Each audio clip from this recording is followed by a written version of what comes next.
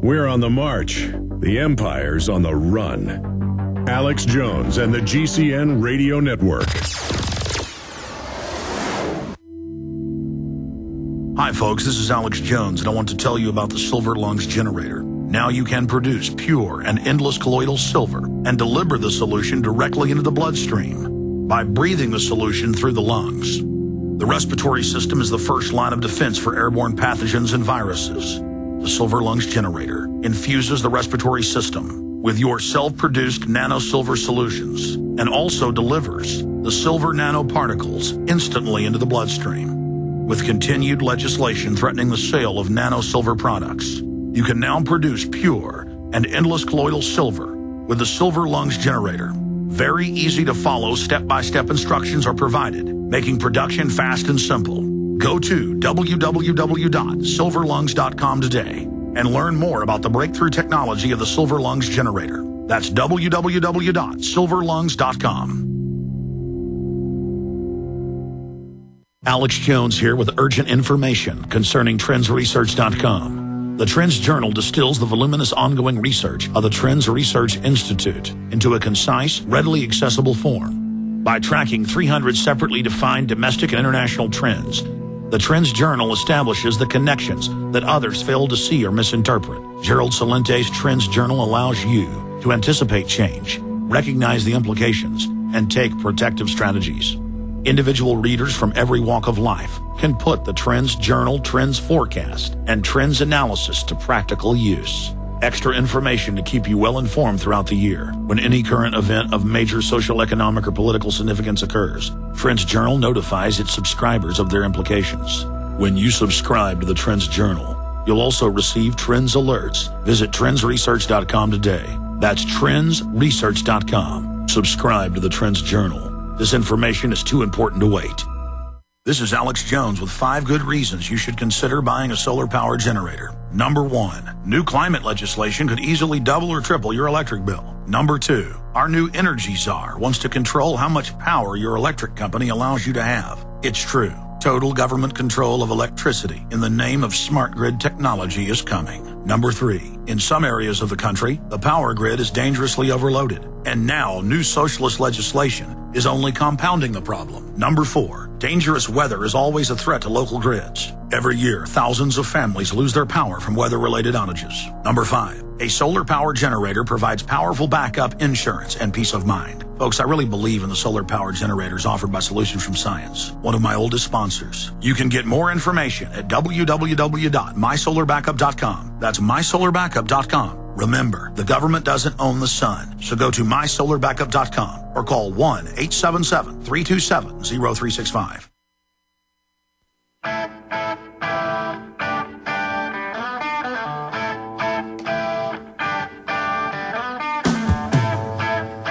Ladies and gentlemen, until the end of the hour, we're joined by Congressman Ron Paul, Dr. Paul. Of course, his son is still got a healthy lead against the Democratic candidate there in Kentucky and needs your support. We'll talk a little bit about the hoaxes. There's 5 of them we've counted that have been run, but we're mainly going to focus on the Iran situation, the economy, and so much more. Congressman, thank you for joining us. Good to be with you. So much is happening, and you're always nice to join us each month. I've got all my questions, but for you, Congressman, what is most important on your radar right now you'd like to talk about? Well, I don't think anything is new. I keep talking about the same issue. The bold and broad issue, of course, is liberty, and then I deal so much in foreign policy.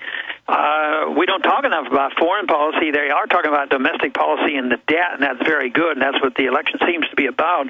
But according to the polls, they say that nobody cares about these wars, but I have a little trouble believing that because it shouldn't take much of a leap for people to understand that running an empire and spending all this money is very detrimental to our economy. So that's high on my agenda, and of course the economic situation and how they're making it much worse.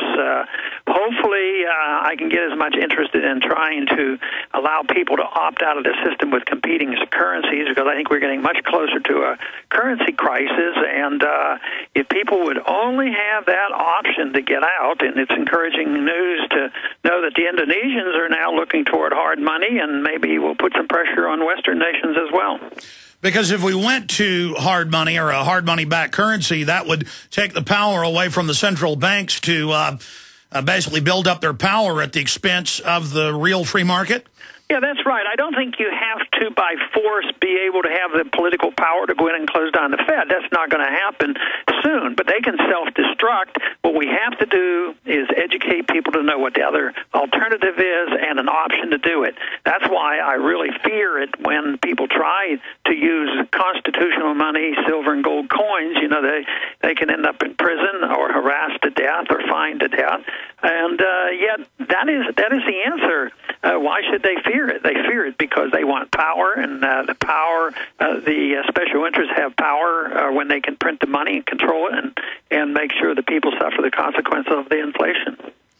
Congressman, looking at foreign policy, you've talked about sanctions on Iran being an act of war under international law and our own law. And now we've got Bolton, the former ambassador from the United States to the UN, saying we've got to hit them by the 21st. That's just 3 days away, or they're going to fuel the reactor. We've got the Gulf states lining up now in support of an attack on Iran. Our government had lied the last 3 years and said we don't have contractors or troops in Pakistan. They now admit that they are there. They're now trying to hype up an increased conflict, not just with Iran, but Pakistan. Can you speak directly to the war clouds that are gathering over Iran and Pakistan? Yeah, I mean, there's a lot in the neocon camp. That's all they agitate for. They think that's the only solution for the mess that actually the West has created. The European as well as the West, including us, have created this mess. And they're determined to, move in that direction. I keep, hoping and praying that they're not successful and they're not about to be so stupid as to bomb Iran, but they're liable to, and that is going to be a major, major catastrophe. And I think the argument is still going on. I don't think the plans have been laid. I doubt if it'll happen the next 3 days or next month, for that matter, but that doesn't mean the issue is going to go away. Do you agree that we're moving towards a green lighting? Because many of the experts we interview concur that the war drums are intensifying and that the propaganda mechanisms, the very same neocons that promoted fictional WMDs in Iraq in 2002, 2003, are right back at it. Well, I don't know that answer because I'm not on the inside. I still think there's some disagreements going on, and it's not.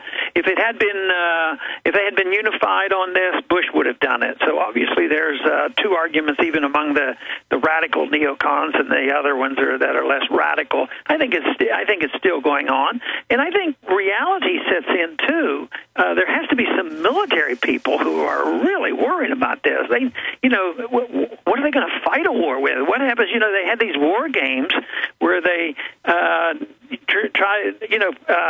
theoretically bombed Iran, and the consequence was it would be a disaster for us. So there's military people arguing against this as well.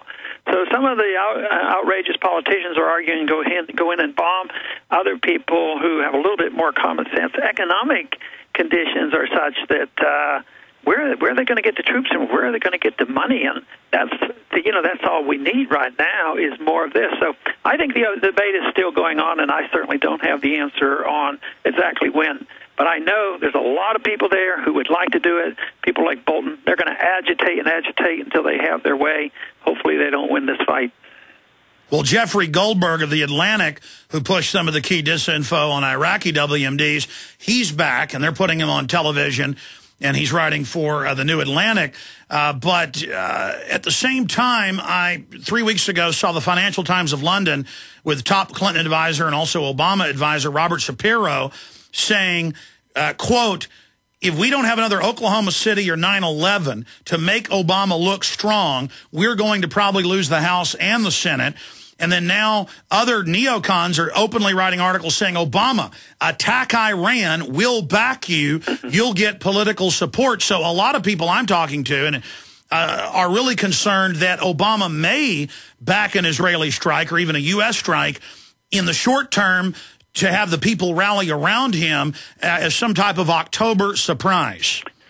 Well, I guess it's a possibility, but like I said, I don't know the answer to that. I think our job is to point out the great dangers and at least, explain to many of our friends in the conservative movement that, the typical conservatives shouldn't be endorsing illegal, unconstitutional wars of aggression, and that I think that should be our job. And I just can't say that I can either alter the future nor know the future, but I do know what our obligations ought to be. Looking at the economy, many economists are saying we're really in a depression if you look at the old standards of economic analysis, but that there's a lot of cooking of the books now. Now the mainstream media is saying, okay, it's a double dip recession. They're talking about the Federal Reserve, putting out trillions of more dollars the taxpayers will have to pay back. Congressman Paul studying the economy and being very accurate in predicting what happened in 2008 and that the stimulus would not work in the last year and a half. What is your economic prognosis for the United States? Well, I don't talk about double dips because I don't think the economy ever really recovered. Everything that said the economy was recovering were artificial statistics coming from the government that say they give a tremendous tax credit for somebody to refinance their house or buy a house, and then there's a little blip upwards. They spend a couple $1 trillion, and that translates into $100 billion or so of GDP increase. I mean, what does that mean? The cost was 10 times more than the GDP increase. So they talk about a recovery, a weak recovery, and now there's going to be a double dip. I think if we were honest with ourselves, we would say we started slipping nearly 10 years ago in the year 2000 when the NASDAQ bubble collapsed. Good jobs went overseas. We've lost jobs that never came back over that whole decade. Things got much, much worse after the last crisis hit in 2008. And I think it's a continuation of downhill for us. And since they're doing all the same things that they did to put us into this crisis, we can expect this economy to get much worse. The American people are going to be a lot poorer, and they're only going to have the printing press to look to. They're going to keep printing money, and that's going to precipitate the dollar crisis, and that'll be a political crisis. That's when we better have our ducks lined up so that we know you have enough allies to replace the system we have today with a constitutional system, sound money, free markets, private property rights, all the things that we believe in. But that is coming. But once again, you don't know when. Now, we were just talking about the Iranian situation. If next week they go ahead and bomb Iran and the oil prices double or triple, and one of our ships gets sunk, that war would spread rather quickly. That would be a whole new ballgame and may be what would collapse the dollar. I know you don't like people to talk about how great you are, Congressman, but you really are a true statesman, a medical doctor, someone who's been given honorary degrees for your understanding of economics. And yourself, Judge Andrew Napolitano, and many others in the last 8 months have come on this show repeatedly. And I read the bill as well on air. The financial reform bill allows the SEC to have secrecy, autonomy, cannot be investigated for covering up for Madoff for 10 years.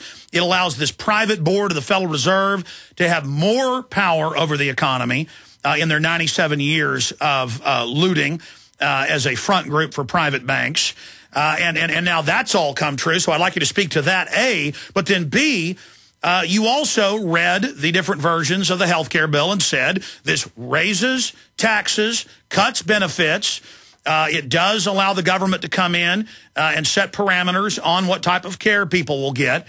And the Democrats and Republican leadership, they stonewalled on this and said none of that was true. Now, everything you said 6 months ago on this show is admitted. They're coming out and admitting, okay, this doesn't cover pre-existing conditions. It's a tax increase, and the insurance companies wrote it to rip you off as a bailout. Okay, it's true. This gives the Federal Reserve even more power, and more junk bonds are being issued, and record derivatives are being issued. I mean, it's clear they're accelerating all this over the edge of the cliff. So I mean, you've been proven right again. I mean, it's so incredible how criminal this is.